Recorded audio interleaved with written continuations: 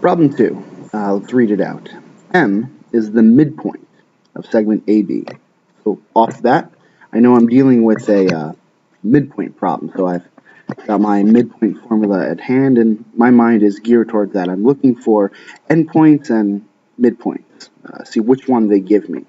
So the coordinates of A. All right, well, if our segment is AB, well then A is one of our endpoints. So I'm going to label that. All right, it will be an x1 and a y1.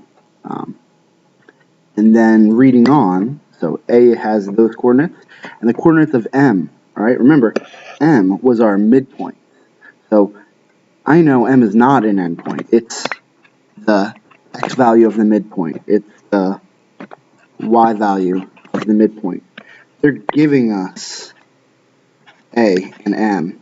They want us to find the x and the y on our other endpoint, the B. All right. So yeah, see, what are the coordinates of B? So we're just going to substitute into this formula here, and we're going to do it one at a time. We'll do the x's first. I'll do it right underneath it. That way you can see how it goes in. My x midpoint, the x value of my midpoint is 3. Okay, that's going to equal the x value of one of my endpoints minus 1. Then I'm going to add to it the x value of the other endpoint, which happens to be what we're looking for. Let's set up the y's also while we're at it. That y midpoint is going to be 3 because it comes from the y value of my midpoint. One of the y values on my endpoints is 5, and the other one we're looking for, so we'll call that y. So once we're done solving for these, we'll have the coordinates of B, the x and the y. Okay, well, over 1, and we'll cross multiply to undo fractions, right?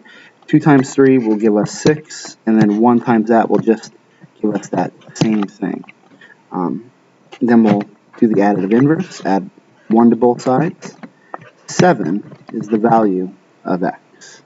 And if we repeat this process for the y values, we get 6 equals 5 plus y.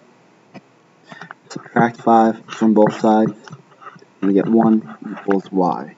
So the answer to our question, what are the coordinates of our endpoint B?